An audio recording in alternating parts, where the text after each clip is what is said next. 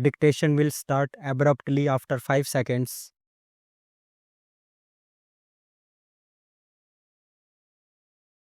The income tax cannot be changed by the whim of the executive because it is enshrined in the law.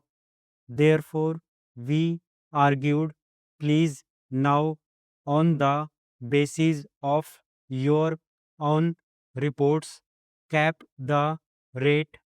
When we used the word cap the rate, what do we mean?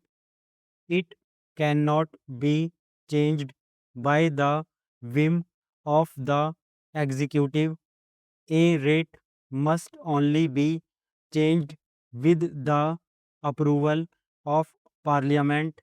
Now I ask all of you, do you agree with me or do you disagree with me on the question that a rate of this importance must be changed only with the approval of Parliament? It cannot, ought not to be changed by the whim of the executive. Now I want to speak up loud and clear and tell the people of India that we do not want Parliament to change the rate. We want the executive to change the rate. The people of India expect low indirect taxes. There are a lot of people, a lot of corporates I have seen in the last few days speak up of passing the GST bill. It does not matter to them whether the rate is 18 or 20. They will pass it on to the consumer in any way.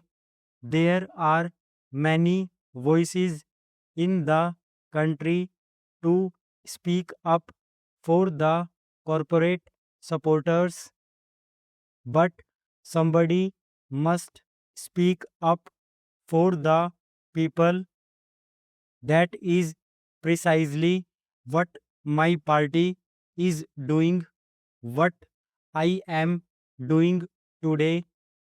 In the name of the people, I ask you to keep this rate at the rate recommended by your CEA, namely the standard rate should not exceed 18%. I know you are not incorporating it in the Constitution Amendment Bill, but you have to incorporate it in the GST bill. No tax bill will survive judicial scrutiny unless the tax rate is mentioned. So today you may avoid mentioning of it, but 3 months later, when you come back with the GST bill, the CGST bill, and the IGST must mention a tax rate, and we will repeat this demand again then. In the meanwhile, we will campaign throughout the country appealing to the people of India to support the idea that this tax, the standard rate of GST, should not exceed 18%. With the greatest respect, I don't buy the argument that by fixing the standard rate at 18%, the states will lose revenue. This should be looked at positively for those states. Sir, just read paragraphs 29, 30, 52, and 53 of this report. It categorically argues on sound data that a rate which is the standard rate, which is based on implied RNR 15 to 15.5, a standard rate of 18% will protect the revenues of the center, and states will be efficient, will be non inflationary, will avoid tax evasion, and will be acceptable to the people of India. However, if the government does not care about inflation, does not care about acceptability to the people of India, does not care about efficiency, then go ahead and charge 24% or charge 26%. That is defeating the purpose of GST. If you are going to charge 24 or 26% ultimately on goods and services, why bring a GST bill at all? Your excise and customs will take care of it. Please remember, services today represent 57% of India's GDP. It suffers a tax rate of 14% today. With Swachh Bharat cess and other cess, it may have gone up to 14.5%.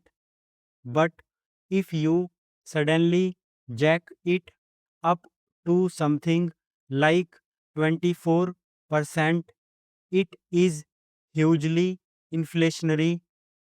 Let me caution you, let me go on record. It is hugely inflationary, and there will be a huge backlash if you raise the service tax rate from the current 14.5% to 23 or 24%. Sir, likewise, in VAT, most goods suffer a very low rate of VAT. There is a huge number of exemptions, and only 56% are of the standard rate. If you suddenly jack it up to 23 or 24%, it will be inflationary, and a high rate will lead to tax evasion. A high rate will mean an inefficient system. So, I would urge the government to reflect on it again. Yes, we have today agreed because I believe even the government has not made up its mind on what the RNR is. The government and the state ministers are not agreeable on what the RNR is.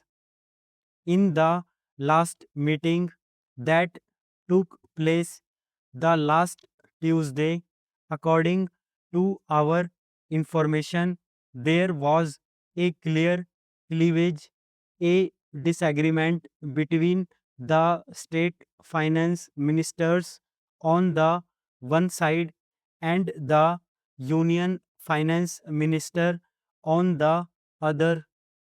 I can't believe that they have not agreed on R&R.